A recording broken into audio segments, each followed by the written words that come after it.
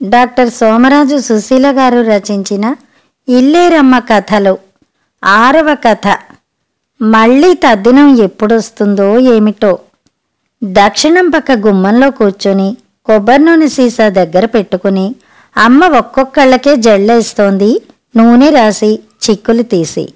చిన్నారికి 2 జళ్ళైనా లావుగా పొడుగ్గా వస్తాయి, కానీ నాకొక్క జడే సన్నగా వస్తుంది. అందుకే అదెప్పుడు నన్ను ఇల్లేరమ్మ ఎలకతోక అంటూ వెక్కిరిస్తుంటుంది. కానీ అసలు విషయం అమ్మ ఎప్పుడో నాకు చెప్పిందిగా. బుద్ధిశాలి జుట్టు భుజాలు దాటదని. ఇంతలోనే ఇల్లుగల అమ్మమ్మ గారి కేక వినిపించింది. సరోజమ్మ, సుబ్బమ్మ గారు వచ్చారు, మరి మాట్లాడుకోవడానికి రా అని. నాకు జడేస్తున్నదల్లా రిబ్బను నాకిచ్చి ఆ 2 అల్లులు అల్లేసుకుని రిబ్బను పెట్టేసుకోవే అని ఇప్పుడు వంటావిడితో నేనేం మాట్లాడుకోవాలబ్బా అనుకుంటూ పెరట్లోకి నడిచింది. వీరేనండి మన దక్షిణం వాటాలో కాపురం ఉంటున్న వెంకటేశ్వరరావు గారు. సరోజనమ్మను. ఆయనకేదో కంపెనీలో ఇంజనీర్ ఉద్యోగం. మన వీధి చివర నీళ్ల ట్యాంకులు కట్టిస్తున్నది వీళ్లే. అవటానికి మనవాళ్లే గాని తూర్పు వాళ్ళు. రాజమండ్రిట వీళ్ల ఊరు. 4 ఆడపిల్లలే. మార్గశిర శుద్ధ త్రయోదశి వీరి మామగారి ఆబ్దికం. చిన్నపిల్లలతో ఒక్కతే ఏం చేయగలదు, మీరే నడుం కట్టాలి అని అమ్మమ్మగారు మా గురించి అన్ని సంగతులు ఆవిడికి చెప్పేశారు. అమ్మకైతే ఏమీ అర్థం కానట్టు ముఖం పెట్టింది. మా ఇంట్లో తద్దినమని మీకెవరు చెప్పారు? మా ఊళ్ళో బావగారు పెడతారు. ఈయనకి అసలు అలాంటి నమ్మకాలే లేవు. బతికున్నన్నాళ్ళు ప్రేమగా చూస్తే చాలంటారు అని అస్సలు భయపడకుండా చెప్పేసింది. అమ్మ అలా అనేటప్పటికీ అమ్మమ్మగారికి బోల్డు కోపం వచ్చేసింది. భలే దానివే, నాతో అంటే అన్నావు గాని బయటెక్కడా అనమోకు. మొన్న మీ బావగారు రాసిన కార్డు మాదనుకుని చదివేశా. తీరా చూస్తే మీకు వచ్చిందది. ఆయనేదో క్యాంపుకెడుతున్నానని మార్గశిర శుద్ధ త్రయోదశి నాన్న తద్దినం పెట్టమని రాశారు. అక్కడే మీ ఆయన సిగరెట్ కాల్చుకుంటుంటే చేతికిచ్చానే.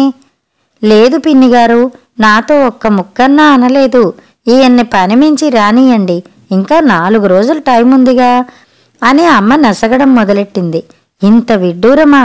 మామగారి తద్దినం అంటే ఆలోచించాలనే కోడళ్లు మెట్టుతున్నారన్నమాట. పిల్లలు కలగలేదని మాలాంటి వాళ్ళు దిగులు పడక్కర్లా. అయినా అన్నీ మగవాళ్ళని అడిగే చేస్తావా ఏమిటి? అందుకే మా పెద్ద మనిషికి ఎన్నిసార్లో చెప్తాను, ఇల్లు అద్దెకిచ్చేటప్పుడు కాస్త వాళ్ల పద్ధతులవి తెలుసుకోనిమ్మని. నా మాట పడనిస్తేగా. పిల్లలున్నారు, బంగారు తల్లుల్లాగా అని 10 రూపాయలు అద్దె తక్కువ చేసి మరీ ఇచ్చారు. కోపంతో ఆవిడ ముఖం ఎర్రగా అయిపోయింది. అమ్మేమో అలా నిలబడిపోయింది. అమ్మా, తద్దినం అంటే ఏమిటే?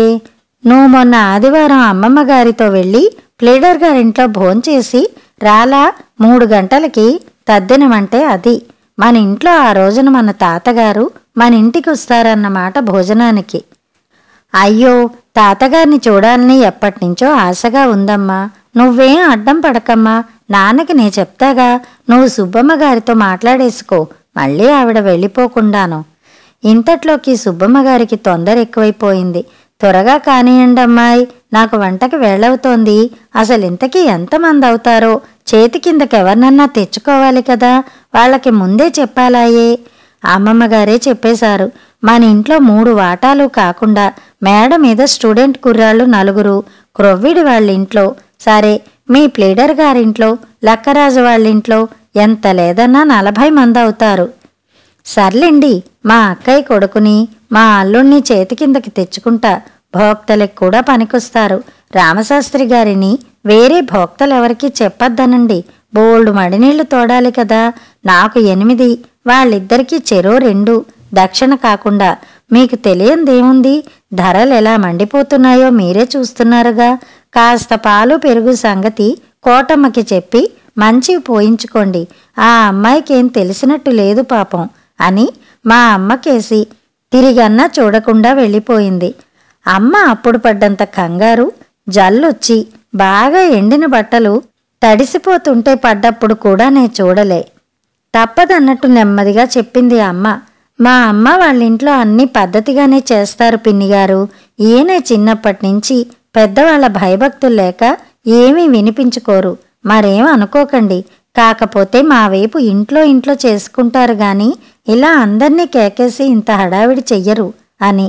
తప్పమ్మా, నువ్వు పైకలా అంటే మీ అత్తారితో ఏవో విరోధాలున్నాయనుకుంటారు. మా గుంటూరు పద్ధతి ప్రకారం ఎరుగున్న వాళ్ళందరికీ చెప్పాల్సిందే. అందరూ ఏదో టైంలో వచ్చి ప్రసాదం తిని వెడతారు కూడాను. నువ్వేం మాట్లాడకు. మీ బాబాయ్ గారికి వేరే పనేముంది? రేపు సంతకెళ్ళి కూరలన్నీ తెస్తారు. మా హాలు వరండా కడిగించేశావంటే ఒక్కసారిగా భోజనాలైపోతాయి అంటూ ఆవిడ ఇంట్లోకి వెళ్ళిపోయారు. ఇదెక్కడి చావొచ్చి పడిందిరా దేవుడా! తద్దినం పేరు చెప్పి ఊరందరికీ భోజనాలు గోలేవిటో ఎక్కడా ఎరగం.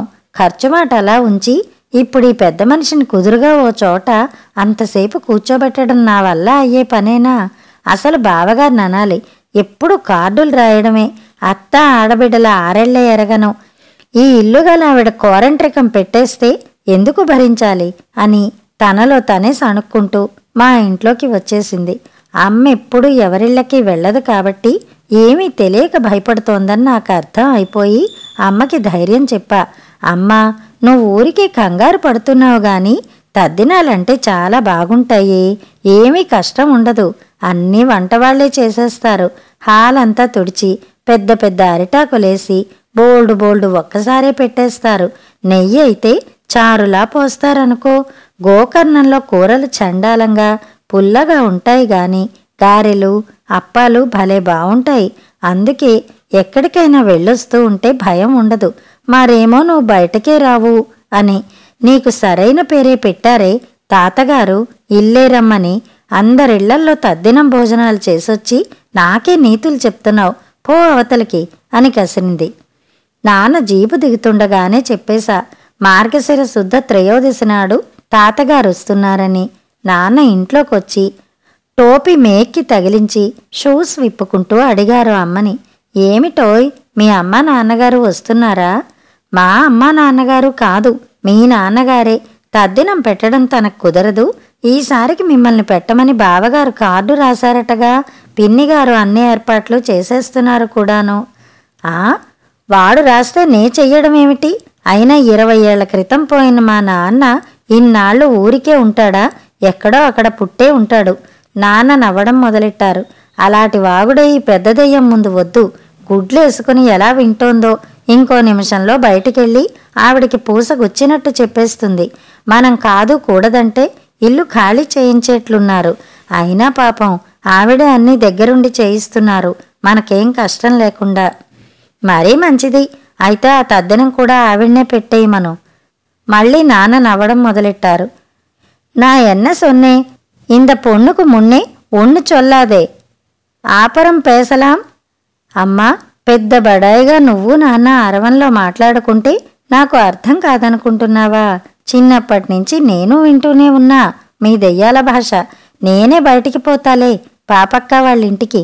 మీ ఇద్దరూ హాయిగా తెలుగులోనే మాట్లాడుకోండి. నేను పుట్టక ముందు మా నాన్న మద్రాసులో తిరుచునాపల్లిలో 4 ఏళ్లు పనిచేశారట. అది వీళ్ళ గొప్ప. ఇంక మరి అమ్మ ఎలా ఒప్పించిందో తెలియదు గాని నాన్న దేనికి అడ్డు చెప్పలా. అమ్మమ్మ గారి కంట పడకుండా ఎక్కడ్నించో జందెం ఒకటి తెప్పించి నాన్నకి వేసింది.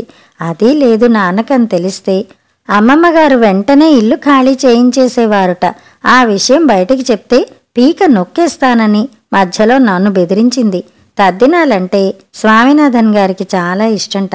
అందుకని అడగ్గానే సెలవిచ్చేశారు నాన్నకి. మేమంతా స్కూలుకి వెళ్ళాలని అసలు అనుకోనే లేదు. నేను ఇల్లుగల తాతగారు ముందు రోజే అందరిళ్ళకి వెళ్ళొచ్చాం. తప్పకుండా రండని చెప్తుంటే తాతగారు కేకలేశారు. అలా రండని పిలవకూడదు, ఊరికే ఫలానా రోజు అని చెప్పాలంతే. అయినా కూడా నేవున్నదెందుకు అని. మరి మాదేమో గుజ్జనగూళ్ల సంసారమట. పెద్ద గిన్నెలు ఎక్కడ్నించొస్తాయి?